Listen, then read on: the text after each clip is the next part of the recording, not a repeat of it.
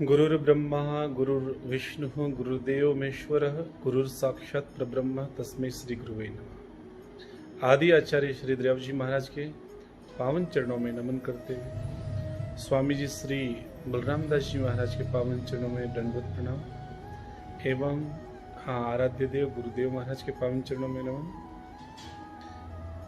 जीवन में कुछ बातें हमें गुरु कृपा से सुनने को मिलती है, कहा कि जीवन अनमोल है। जीवन जो है ये बार बार नहीं मिलता। परमात्मा की असीम कृपा होती है तब जाकर ये मनुष्य शरीर हम लोगों को प्राप्त होता है। लेकिन इस जीवन को कैसे जीना और अपने जीवन का लक्ष्य क्या है और इस जीवन मिलने के बाद में हमें कैसे परमात्मा की प्राप्ति करनी है।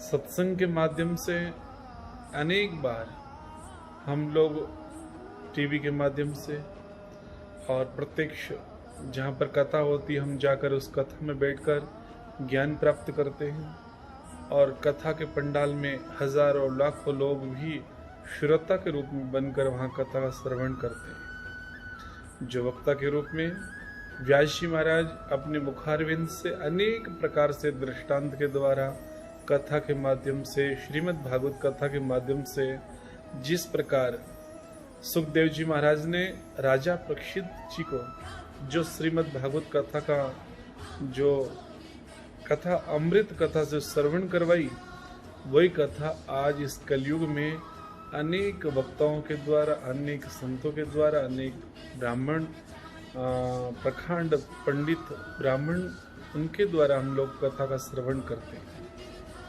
मेरा मानना है कि वहाँ पर अनेक श्रोता खूब सारे कथा का श्रवण करते हैं, लेकिन फिर भी पता नहीं इस कलयुग का ऐसा प्रभाव है कि जहाँ पर कथा होती है, जहाँ पर अनेक प्रकार से हम लोगों को कथा सुनने को मिलती है, लेकिन कुछ लोग ही ग्रहण करके ले जाते हैं। मेरा ये मानना है कि हम लाख बार कथा का श्रवण कर लें, चाहे हम सत्संग गुरु महाराज के समक्ष बैठकर कथा का सत्संग का श्रवण कर ले, लेकिन जब तक जीवन में धारण नहीं करेंगे तब तक उस कथा का उस सत्संग का कोई फल प्राप्त नहीं होता। और जो हम लोग कथा में जाकर जो बातें हमें सुनने को मिलती है, उस कथा को सुनकर हम जीवन में अगर ग्रहण करेंगे, अगर जीवन में धारण करेंगे, तो उस कथा का फल हम लोगों को प्राप्त होता है। जिस प्रकार से मैंने कई संतों के मुखारविंद से एक चीज सुनी थी कि एक सुंदर नगर था और उस नगर में एक सेठ परिवार रहता था। बच्चे थे तो वो कहीं विदेश में जाकर अपना काम धंधा उनका था, काम धंधा तो वो बाहर रहते थे। घर में तो केवल सेठ और सेठानी दो जने रहते थे। एक बार की बात है, शाम को एक घटना घटी कि जैसे ही वो घर के शाम के समय में घर के बाहर बैठे थे और उसी समय एक चोर चोरी करने के लिए आया। घर में प्रवेश हुआ तो सेठानी ने उस चोर को देख लिया और चोर को देखने के बाद में सेठानी ने अपने सेठ जी से कहा, सेठ जी अरे देखो देखो अपने घर में कोई चोर चोरी करने के लिए आया। और ये कहकर जैसे ही सेठ जी ने भी देखा, जब ये दृश्य पता चला सेठ जी को, और सेठ जी को पता चलने के बाद में सेठ जी ने सेठानी से कहा कि मुझे पता, मैं देख रहा हूं। वो चोर घर में प्रवेश हो गया और उसके बाद में घर में जाकर वो जिस कमरे में अलमारी पड़ी थी उस कमरे में वो चोर प्रवेश हुआ। सेठानी ने देखा और सेठानी ने सेठ जी से कहा, सेठ जी मैंने आपको कहा कि अपने घर में चोर चोरी करने के लिए आया है और वो चोर जिस कमरे में अलमारी पड़ी है उस कमरे में वो चोर गया है। तो सेठ जी ने कहा कि मैं देख रहा हूं, मुझे ध्यान है, मुझे पता है। सेठ हनी ने सोचा कुछ उपाय करेंगे, शायद अब ध्यान तो पड़ ही गई उनको।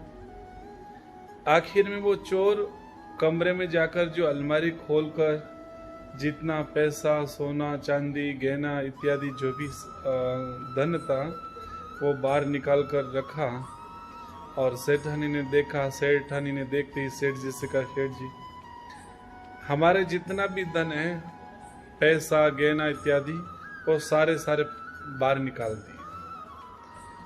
सेठ जी ने वापस वही जवाब दिया कि मुझे पता है, मैं देख रहा हूं। वही उत्तर मिला वापस सेठ जी की तरफ से। आखिर में उस चोर ने पोटली बांधकर जैसे ही घर से बाहर निकला, और उसी समय सेठानी ने कहा, सेठ जी वो तो चोर चोरी करके जा रहा है। सेठ जी ने जवाब दिया, मुझे पता, मैं देख रहा हूं, मुझे ध्यान है। उसके बाद में जब वो चोर चोरी करके निकल गया, घर से बाहर चला गया, और जाने के बाद में सेठानी ने कहा, सेठ जी वो तो चोर चोरी करके निकल गया। सेठ जी ने कहा, मुझे पता, मैं देख रहा हूं। सेठानी ने जवाब दिया, देखने में क्या सार है। जब चोर आया, चोरी करके निकल गया, और बार बार आप एक ही जवाब दे रहे हैं कि मैं देख रहा हूं, लेकिन उसमें सार क्या है? यही सार जिंदगी का है। संत महात्मा कहते हैं कि हम कई अच्छे महापुरुषों के सानिध्य में जाकर कथा का श्रवण करते हैं, और संत महापुरुष अनेक बार अपनी वाणी के द्वारा हमें संसार का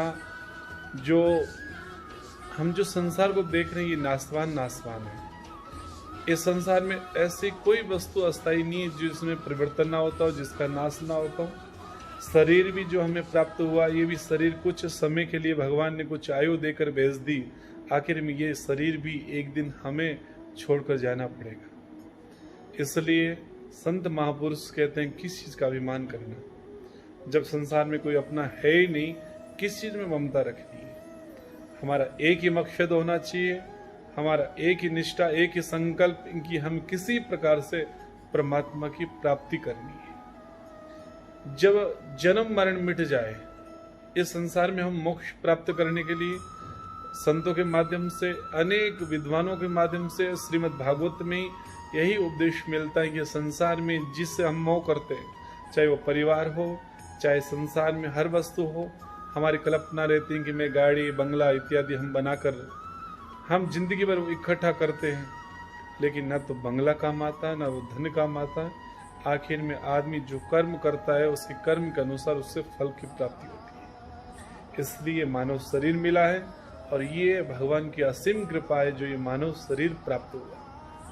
और संत वाणी में भी कहते हैं, लख 84 भुगत कर पाई मानुष दे, लख 84 भुगत कर पाई मानुष दे, राम नाम ध्यानी फिर 84 आए।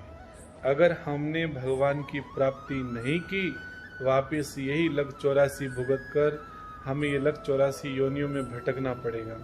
अनेक प्रकार के जीव जंतु है इसमें, अनेक जिसकी हम कल्पना नहीं कर सकते। ऐसे योनियों में उस व्यक्ति को कर्म के अनुसार वो प्राप्त होता है।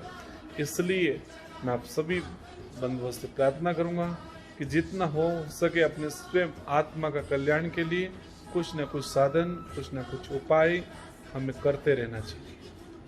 इसलिए कहने का तात्पर्य भाव है कि हमें एक ही उद्देश्य, परमात्मा की प्राप्ति करनी। जीवन में हमारा एक संकल्प होना चाहिए कि हम अपनी वाणी के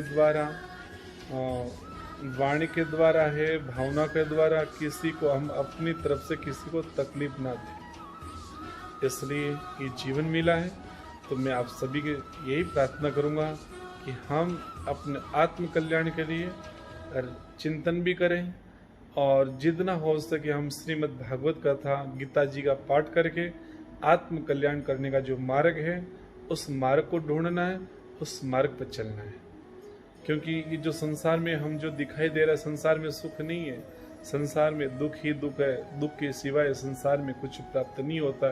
सुख तो केवल भगवान की भक्ति में है, और भगवान की प्राप्ति में सुख है, बाकी संसार में अगर सुख होता तो मीराबाई अपने राजपाट को त्याग करके संतों के सानिध्य रहकर भगवान की प्राप्ति नहीं करती। केवल उन्हें एक ही संकल्प ले लिया मीराबाई ने कि मेरे तो केवल गिरधर गोपाल है, दूसरे संसार में कोई नहीं है।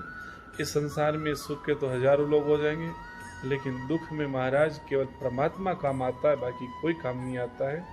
इसलिए हम सभी संकल्प लें, कुछ ना कुछ प्रतिदिन आधा घंटा, 15 मिनट, 5 मिनट, हमें जिस परमात्मा ने ये मनुष्य शरीर दिया है उसके लिए कुछ ना कुछ हम जाप करें, कुछ ना कुछ भगवान की प्राप्ति के लिए हम प्रयत्न करें।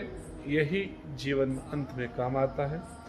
जय श्री राम। आप सभी को पुनः यही निवेदन है कि कुछ न कुछ जीवन में सत्संग जरूर सुने। यही आप लोगों से अपील है, विनती है। राम जी राम। जय श्री कृष्ण।